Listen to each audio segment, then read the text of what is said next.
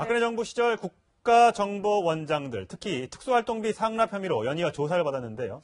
남재준, 이병기 전 국정원장은 구속, 박근혜 전 대통령에게 직접 요구를 받았다고 진술한 이병기 전 원장은 영장이 기각됐습니다. 네, 자세한 얘기 두 분과 함께 다뤄볼 텐데요. 최진봉 성공회대 교수, 김태한 변호사 모셨습니다. 네, 안녕하세요. 네, 안녕하세요. 네, 박 전 대통령 얘기를 하기 전에 지금 방금 들어온 속보가 있습니다. 지금 검찰이요, 효성그룹을 압수수색을 하고 있습니다.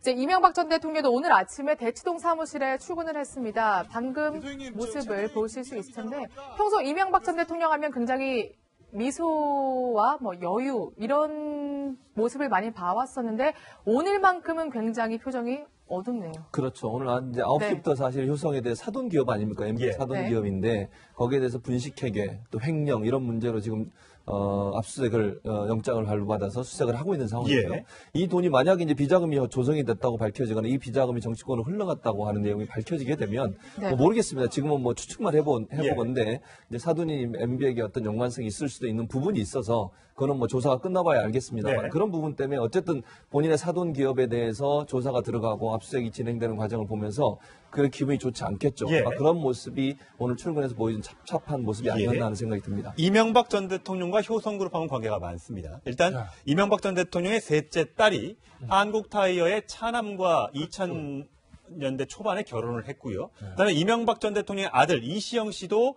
인턴으로 한국타이어에 입사한 적이 있습니다. 그래서 그때 특혜 논란이 있었습니다. 네, 그러니까 이제 사돈기업은 맞는 거예요. 근데 사실은 엄격하게 말하면 좀 거리는 좀 이렇게 가까운 사돈은 아니고, 왜냐면요. 그러니까 효성그룹이라는 게 지금 그 효성하고 한국타이어 완전 계열 분리가 된 상태거든요.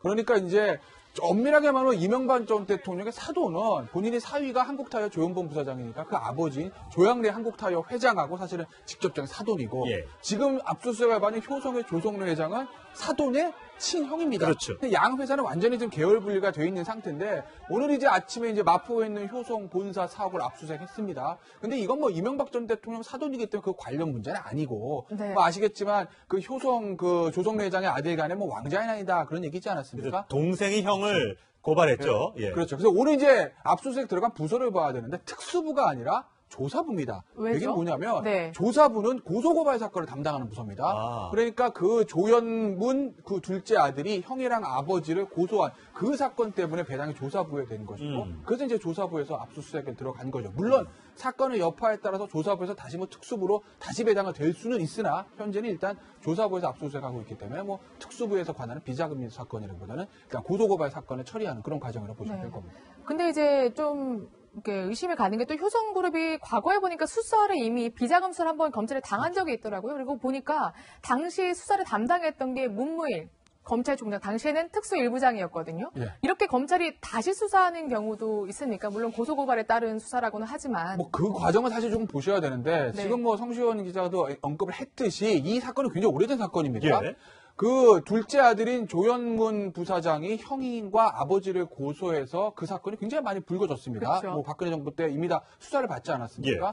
그때도 한번 특수부에 배당이 됐다가 다시 이제 조사부로에 배당이 되고 다시 특수부로 이 와중에서 그 둘째 아들이 고소를 했던 조영문 부사장의 변호인이 우병우 당시 변호사다. 그래가지고 우병우 변호사. 그렇네요. 암령 얘기도 있고 온갖 얘기 다 있었어요. 그렇죠. 그러니까 어느 정도 수사가 돼서 마무리가 됐고, 그리고 이제 또 기소된 건 기소되고 재판을 받는 재판 받고 있고 어느 정도 마무리돼가는 수순으로 알고 있는데 이번에 다시 그 조사가 된 것이거든요. 예. 그러니까 좀 검찰 알바의 소식을 지켜봐야 되는데 그때 미진한 부분을 다시 하는 것인지, 네. 묵혀뒀던 걸 꺼내는 것인지, 아니면 이번에 둘째 아들인 조영문 부사장이 다시 고소를 했기 때문에 그것을 다시 수사하는 것인지는 그 부분은 검찰 알바의 소식을 조금 좀 기다려봐야 될 것 같습니다. MB 입장에서는 아까 출근길 잠깐 보셨습니다만 웃는 표정이 하나도 없이 굳은 표정으로 들어갔다는 건 더 이상은 내가 이 검찰 수사를 피하기 어렵겠구나라는 생각하고 있는 게 아닌가 싶어요. 왜냐하면 모든 돌아가는 정황이 MB를 지금 향하고 있다는 거죠. 그래서 효성까지 치겠다는 거는 정말 뭔가가 있나? 라는 생각을 이명박 전 대통령 입장에서는 할 것 같습니다. 그렇죠. 그런 상황이 될 수밖에 없죠. 지금 아시는 것처럼 댓글 사건, 군 사이버 사령부 댓글 사건이 이명박 전 대통령을 향해 지금 조사가 진행되고 있는 상황 아니겠습니까? 또 김관진 전 장관 같은 경우도 이명박 전 대통령의 지시와 관여가 있었다고 하는 듯한 진술을 했었고. 예. 그런데 이제 사돈기업인 효성까지 지금 조사가 들어가게 되면, 물론 이제 뭐 김태현 변호사 얘기하셨지만 이게 오래된 일이고 3년 전에 이미 조사가 끝났는데 다시 조사를 한다고 하는 것은 또 다른 의미에서 이렇게도 볼 수 있는 거 아니에요? 3년 전에 끝난 걸 다시 들춰본다는 건 뭔가 미진한 게 있거나 그 당시에 뭔가 제대로 수사가 안 맞춰졌을 가능성에 대해서도 고려해 볼 필요가 있다고 보여지는 거죠. 그래서 결국 3년 전에 박근혜 전 대통령 시절 아니겠습니까? 그 상황에 제대로 조사가 이루어졌겠느냐 하는 부분에 있어서 의문이 생기는 것이고 뭐 물론 여기서 더 이상 뭐 그냥 형제들 간의 문제로 끝날 수도 있지만 또 다른 비자금 문제가 발단이 돼서 다른 부분으로 확전될 가능성도 전혀 배제할 수 없기 때문에 이명박 전 대통령 입장에서는 이제 근심이 쌓일 수밖에 없는 상황이라고 보여집니다. 네. 이제 본격적으로 국정원의 이제 청와대 특활비 상납 의혹을 다뤄봐야 될 것 같은데 영장 실질심사 결과가 나왔습니다. 전 국정원들에 대해서요. 그런데 보니까 남재준, 이병기 전 국정원장은 구속됐고 이병호 전 국정원장만 이제 영장이 기각됐습니다. 근데 똑같이 사실상 돈을 상납한 건 맞잖아요. 근데 한 명만 왜 기각이 됐는지 굉장히 의문을 많이 품더라고요. 뭐 영장 발부자나 기각서 보면 맨날 하는 얘기, 뭐 소명이 되고 뭐 증거인멸 우려가 있고 뭐 이런 얘기들이 있기 때문에 그것만 가지고 우리가 저걸 추단할 수는 없는 것이고 아마 이제 세 사람의 국정원장 중에서 전 국정원장이죠. 앞에 이제 두 사람 남재준하고 이병기 그 두 국정원장의 죄질 자체가 좀 안 좋다고 본 것 같습니다. 그러니까 이런 거죠. 남재준 전 국정원장은 어쨌든 시작을 한 사람이고 법원 입장에서 보는 겁니다. 그리고 이병기 전 국정원장은 그걸 5천만 원을 1억으로 올린 혐의. 더군다나 이제 오늘 아침에도 뭐 여러 언론에서 보도가 됐지만 이병기 전 국정원장 시절에 그것을 단순히 특수활동비를 청와대로 상납하는 것을 더 나아가서 뭐 최경환 의원에게 줬다라는 그런 것까지 있지 않습니까? 그것도 영장 범죄 사실에 피의 사실에 포함이 됐다는 거예요. 그렇다고 보면 이병기 전 국정원장과 남재준 전 국정원장의 죄질이 좀 더 안 좋다고 법원에서 볼 수 있는 것이죠.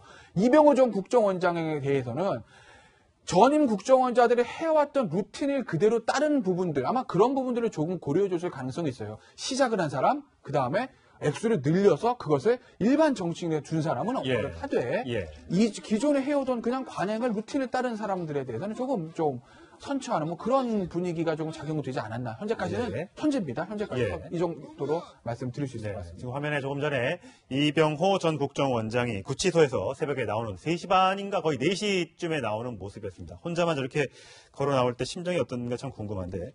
자, 저 돈이 특수활동비로 건너간 40억 원의 돈의 행방, 이걸 검찰이 쫓고 있는데 이게 일부가 박근혜 전 대통령 자택 구입에 흘러 들어갈 수도 있다.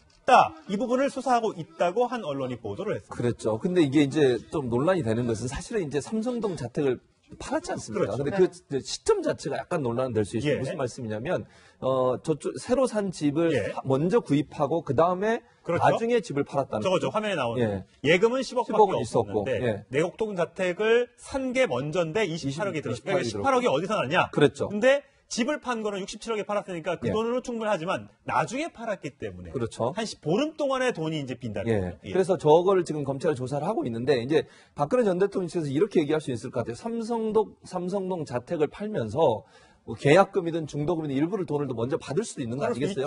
그 돈이 있었다라고 만약에 변명을 하면 그게 어느 정도 또 이해가 되는 부분이죠. 확인을 해봐야죠. 그렇죠. 그래서 검찰 입장에서는 정말 저 돈이 국정원 특활비에서 들어온 돈으로 계산이 된 건지 아니면 본인이 갖고 있던 비자금을 금고에 놔뒀던 비자금을 통해서 건물을 구입했는지는 모르겠으나 박근혜 전 대통령 입장에서는 아마도 삼성동 자택을 판 돈, 그 중도금의 일부를 받았다고 얘기할 가능성이 있고 그러기 위해서는 그 산 분이 돈을 입금한 내역 또 그 돈이 들어온 시점 이런 부분이 중요한 그런 증거가 될 것으로 보여지고 만약에 박근혜 전 대통령 측에서 그런 뭐 시점을 제대로 명시하지 않은 상태에서 돈이 들어온 걸 증명하지 못한다고 하면 저 돈이 18억이라는 돈이 어디서 들어왔는지에 대해서 소명을 해야 되고요. 그 돈이 소명이 안 됐을 경우에는 이제 검찰 입장에서는 특활비 일부가 들어간 게 아닌가 하는 그런 의심과 의혹을 가질 수 있는 부분이라고 볼 수 있겠습니다. 이제 검찰이 박 전 대통령도 이 특활비 문제를 곧 조사를 할 예정인데요. 이제 박 전 대통령은 요즘에 이제 허리가 많이 아프다고 그렇게 호소를 하고 있습니다. 과거에도 이 허리 통증을 호소한 적이 있었죠. 그때의 영상 한번 살펴보겠습니다. 저는 이제 한번 몰두를 하면 시간 가는 줄 모르고 계속 챙기다 보면 어느새 뭐 몇 시간 지나고 그러니까 저녁 때 돼가 되면 이제 더 허리도 아프고 막 어깨도 아프고 그럴 정도로 챙기고 여성 대통령이 아니면 또 여성 아니면 그런 그 비하를 받을 이유가 없겠죠. 여성 비하라고 생각을 합니다. 그게 우리나라에 남아있는 예, 이게 뭐 남혐 여혐도 아니고 박근혜 전 대통령 입장에서는 그 세월호 7시간의 의혹을 제기한 것이 여성을 혐오하는 이런 것 때문에 여성 비하라고 생각한다라고 얘기했던 것 같습니다. 어제 박근혜 전 대통령이 성모병원에서 허리 치료를 받고 검사를 받고 나오는 모습, 한 달 정도 모습을 못 봤기 때문에 재판이 언제 재개될지도 알 수 없는 상황이어서 많은 국민들이 궁금해했을 텐데 저렇게 분홍색 그 담요를 덮고 환자복을 입고 바깥으로 나오는 장면을 보셨습니다. 이 최순실 씨도 같이 어제 아프다 그래서 최순실 씨는 어제 원래 오전에 출석해야 되는데 아프다.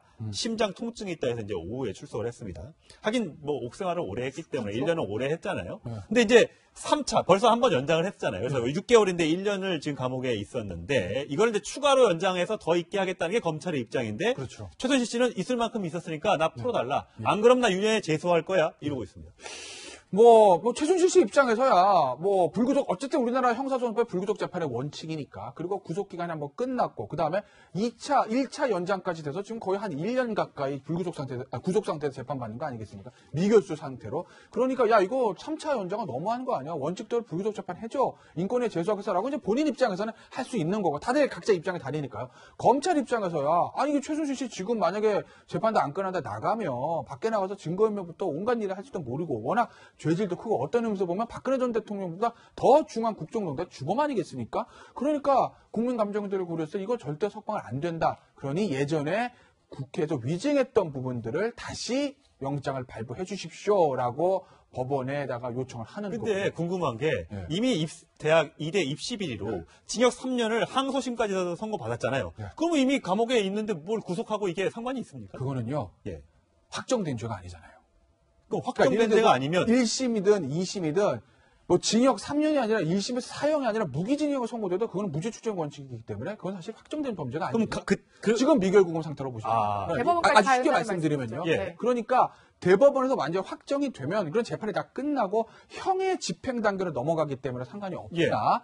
지금은 형의 집행 단계가 아니라 1심에서 선고, 2심에서 선고는 정말 임시적인 선고라고 이해하시면 되거든요. 그러니까 법정 구속한다 이 말이 없으면 그냥 계속 바깥에서 재판을 법정 받는 구속돼도 마찬가지예요. 왜냐하면 지금 상태는 미결구금 상태인 거죠. 그러니까 형이 확정돼서 형을 집행하는 것이 아니라 지금은 어찌됐든 징역 3년이 아니라 뭐 6년 무기징역을 받아도 미결구금 상태에 있는 것이기 때문에 구속기간 제한을 받는 것이고 그러니까 검찰은 다시 한번 3차 구속영장을 발부받겠다라고 신청을 한 것이고 뭐 법원의 판단이 주목은 되지만 글쎄요, 뭐 박근혜 전 대통령 사례로 봤을 때 최순실 씨 같은 경우는 법원이 어떻게 판단할지는 뭐 확률적으로야 발부가 좀 가능성이 높지 않겠습니까? 네. 자.